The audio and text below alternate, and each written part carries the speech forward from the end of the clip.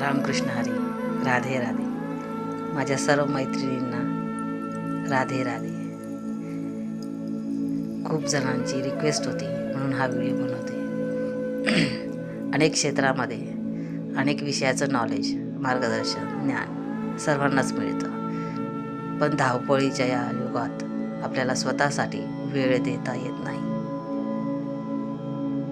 याचं कारण नेमकं काय आहे किंवा मानसशास्त्र म्हणजे काय आहे? तर त्यांचं म्हणणं होतं की आम्हाला मानसशास्त्र म्हणजे काय हे सांगा. तर मी एक छोटासा हा प्रयत्न करते की मानसशास्त्र म्हणजे मानवी मनाच्या वर्तनाचा अभ्यास करणारं शास्त्र म्हणजे मानसशास्त्र.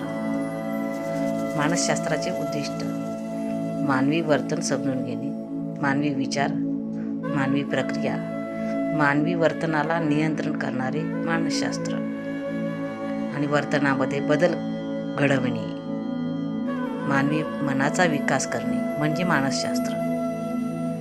मी ही मानसशास्त्राची फक्त व्याख्या सांगितली आहे, पण स्ट्रेस, डिप्रेशन, ताणतणाव हे अनेक असे शब्द आहेत ज्याचे व्यवस्थित अर्थसुद्धा माहिती नसतील, पण तो त्रास, ती समस्या कोणाला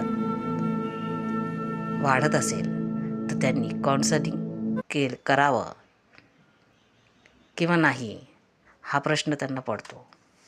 तर आपल्या प्रश्नांची उत्तरं शोधण्यासाठी त्यांनी मार्गदर्शनासाठी मदत घ्यावी. थँक्यू.